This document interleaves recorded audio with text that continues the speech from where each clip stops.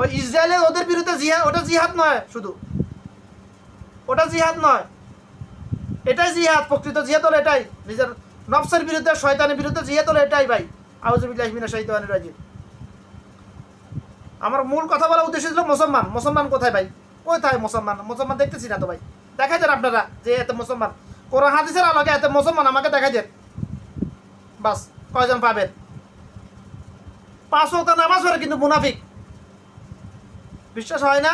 যদি রাসূলুল্লাহ সাল্লাল্লাহু আলাইহি ওয়াসাল্লামের পিছনে নামাজ পড়ে যদি মুনাফিক হইতে পারে, হ্যাঁ, আর বর্তমান যুগের মুনাফিক নাসিক বিদাতীদের পিছনে নামাজ পড়লে মুনাফিক হইতে পারবে না, হবে না, এটা কেমন কথা? কে বলছে এই ফতুয়া? কেমন কথা এটা? অবশ্যই মুনাফিক হবে। মুনাফিক তার কথায় কর্ম দ্বারা প্রকাশিত। যার কথার সাথে কর্মের সাথে মিলে সেই মুনাফিক ভাই। যার কথার সাথে কর্মের মিলে সেই মুনাফিক। যে মিথ্যা কথা বলে সেই মুনাফিক, চূড়ান্ত মুনাফিক। আমানত খেয়ানত করা, ওয়াদা ভঙ্গ করা, এগুলো অপশনাল। এটা যে আমানত খেয়ানত করতে হলে মিথ্যা কথা বলতে হবে, ওয়াদা ভঙ্গ করতে হলে মিথ্যা কথা বলতে হবে। অত যে মিথ্যা কথা বলে সেই চূড়ান্ত মুনাফিক 100%। মিয়াফিলি মিয়া, আরগুলো বলার দরকার নাই। এটাই চূড়ান্ত হাদিসের ব্যাখ্যা, এটাই। মিথ্যা কথা হারাম, মিথ্যা কথা নিয়ে অনেকগুলো হাদিস আছে। রাসূলুল্লাহ সাল্লাল্লাহু আলাইহি ওয়াসাল্লাম কোনো সাহাবীর উপর কখনো এত রাগ করতেন না যত রাগ করতেন কোনো সাহাবী যদি ইচ্ছা অনিচ্ছা মিথ্যা কথা বলতেন, এত রাগ করতেন। যতক্ষণ পর্যন্ত সাহাবী তওবা করতো না ততক্ষণ পর্যন্ত নাকি সহিহ হাদিসে যেভাবে শুনেছি আমি, ওটাই বলতেছি আমি। সারা ততক্ষণ পর্যন্ত এটা শুধু ধরাইতেন, জপতে থাকতে শুধু ও কেন মিথ্যা বললো, ও কেন মিথ্যা বললো। কারণ যে মিথ্যা কথা বলে তার উপর জাহান্নাম ওয়াজিব হয়ে যায়। কারণ যে মিথ্যা কথা বলে সে মুনাফিক। তো ইন্নাল মুনাফিকিনা ফি নারে জাহান্নাম, নিশ্চয় মুনাফিকের স্থান জাহান্নামের নিম্ন স্তর। আল্লাহ পাক এখানে নিশ্চয় বলছেন, নিশ্চয় বলছেন আল্লাহ পাক। যদি বলতেন মুনাফিকের স্থান জাহান্নামের নিম্ন স্তর শুধু, তাহলে কিছুটা ফাঁক পক্ষ থাকতে পারলো। আল্লাহ বলছেন নিশ্চয়, অবশ্যই অবশ্যই অবশ্যই মুনাফিকের স্থান জাহান্নামের নিম্ন স্তরে। যে মিথ্যা কথা বলে সে তার উপরে জাহান্নাম ওয়াজিব করে নিয়েছে। এই জন্য রাসূল সাল্লাল্লাহু আলাইহি ওয়াসাল্লাম মিথ্যা কথা শুনলে এত রাগ করতেন। এখন আমি জানি না, জন্মের পর থেকে আমার মধ্যে ফিতর ঢুকে দিছে আল্লাহ। মিথ্যা কথা শুনলে মাথা রক্ত উঠে যায়, প্রেশার বেড়ে যায়, সামনে আশপাশে সামনে যা মানুষটা আর মানুষ বলে মনে হয় না। আমার কি করার ভাই এখানে? ভাই আল্লাহ পাক আমার কলবে ফিতর ঢুকে দিছে, এটা আমার কি করা? আমি কি করবো ভাই?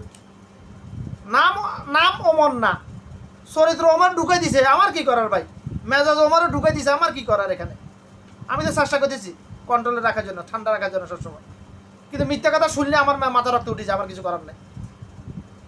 আল্লাহি আল্লাহ ভালো জানে। তবে আগে থেকে অনেক নিয়ন্ত্রণ এনেছে আমাকে। এখন মিথ্যা কথা শুনলে আমি এখন মনে মনে হাসি। আর তুই যে যদি বলছি মুনাফিক কাতারে পড়ে গেলি, তখন মিথ্যা কথা মনে মনে হাসি আমি।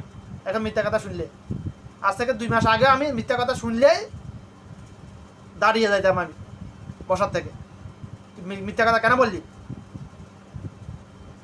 এখন আর ওরকম করি না। আল্লাহ পাকের রহমত এটা। আবার আল্লাহর কাছে চাইছি নিয়ন্ত্রণ করার জন্য, নিয়ন্ত্রণ করতেছে আল্লাহ পাক আস্তে আস্তে। এখন মিথ্যা কথা শুনলে হাসি, আহা রে তুই আফসোস করি, তুই যে মুনাফিকের অন্তর্ভুক্ত হয়ে গেলি এই দুনিয়া সামান্য লোভে।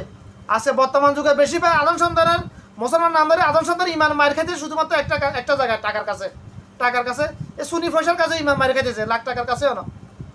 বেশিরভাগ মুসলমান ইমান মায়ের খাইতেছে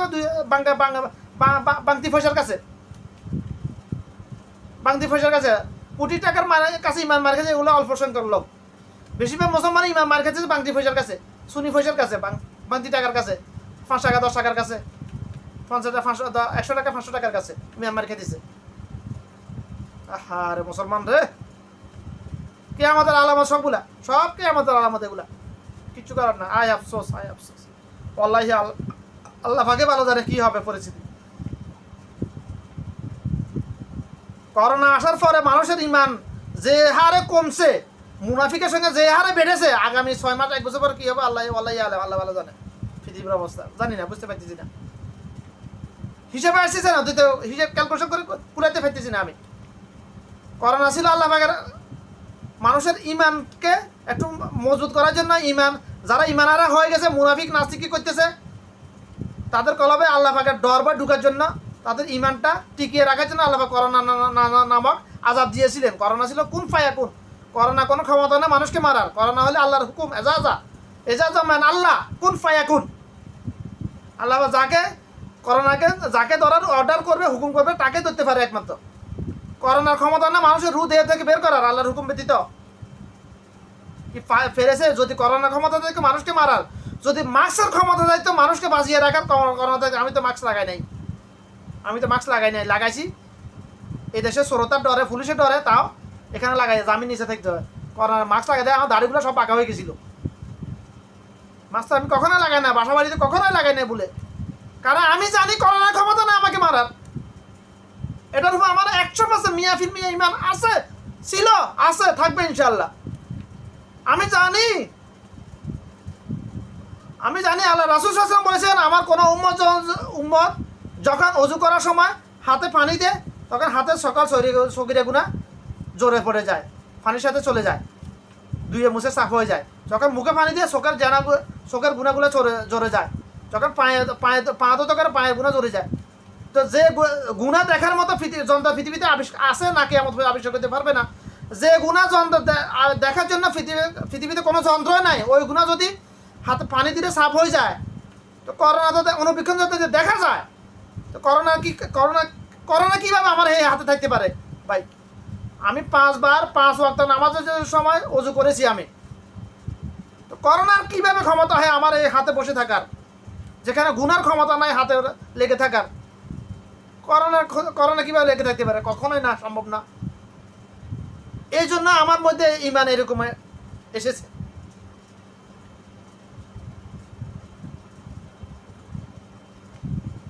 যারা জাহেল, যাদের ইমান দুর্বল, যারা হাদিসের উপর ইমান নাই, হাদিস শুনছে জানে কিন্তু ইমান নাই, তারা করোনাকে ভয় পাইছে। আল্লাহকে ভয়, কিন্তু আফসোস আল্লাহকে ভয় করে নাই। এত আল্লাহ পুরো বিশ্বব্যাপী বাবা আদম দুনিয়াতে আসার পর থেকে এই পর্যন্ত পুরো বিশ্বব্যাপী কোনো আযাব আল্লাহ পাক আর দে নাই করোনার মতো, করোনার ন্যায় দে নাই। কিয়ামতের আগে আসবে, বিশ্বব্যাপী আযাব আসবে আরো অনেকগুলা। তবে এই করোনার আগে আল্লাহ পাক বাবা আদম দুনিয়াতে আসার পর থেকে এই পর্যন্ত বিশ্বব্যাপী কোনো আযাব দেয় নাই। শুধু করোনার আযাব যেভাবে দিয়েছিলেন মানুষকে পরীক্ষা করার জন্য, মানুষের ইমানকে টিকিয়ে রাখার জন্য, ফিরিয়ে আনার জন্য। কিন্তু তার আফসোস, করোনা আসার পর থেকে মানুষের ইমান এত দ্রুত কমতেছে, মানুষ মুনাফিকের সঙ্গে এত দ্রুত বেড়ে গেছে, কল্পনা করাই সম্ভব না এটা। যারা খুব ভালো মানের আরবি কাস্টমার ছিল, ইমানদার মুসলমান ছিল, মুমিন প্রকৃতির মুসলমান ছিল, তারা আজকে টাকা মারি খাইতেছে আমার খেয়ে ফেলেছে। আমি আবার যারা মুনাফিক মার্কা বেশিরভাগ তাদেরকে আমার নাম্বারে দিই না। যারা আমার ফার্মেট কাস্টমার, আমিল কাস্টমার, বেশিরভাগে ভালো প্রকৃতির, বেশিরভাগ শিক্ষক, উকিল, ডাক্তার, পুলিশের বড় র্যাঙ্কের লোক, ওগুলোই বেশিরভাগ মুমিন চরিত্র ছিল। তার মধ্যে কয়েকজন আজকে মুনাফিক হয়ে গেছে, এখন করোনার পরে আসার পরে তার মধ্যেও কয়েকজন মুনাফিক হয়ে গেছে। যারা ছিল মুমিন চরিত্র, তার মধ্যে কয়েকজন মুনাফিক হয়ে গেছে, টাকার কাছে ইমান চলে গেছে, ইমান মার খাই গেছে তাদের। আফসোস কি বলবো, কি করবো আর। তো সর্বোপরি আমার কথা একটা, মুনাফিক আর মুসলমান কখনো এক হইতে পারে না, কখনো এক হইতে পারে না।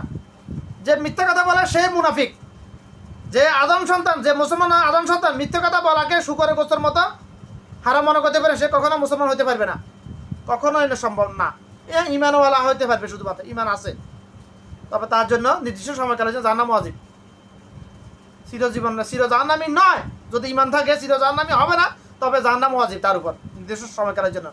নির্দিষ্ট সময়কাল কতটুকু ওটা ওয়াল্লাহি আল্লাহ পাকে ভালো জানে, দুনিয়ার মানুষের জানার প্রয়োজনও নাই। ওটা জানার পিছনে যদি লাগে পাগল হয়ে যাবে, রাস্তা পাগল হয়ে যাবে সে। তা আল্লাহ সবাইকে সহিহ বুঝ দান করুন, আমিন। আমার তাওফিক ইল্লা বিল্লাহ, আউযু বিল্লাহি মিনাশ শাইতানির রাজিম।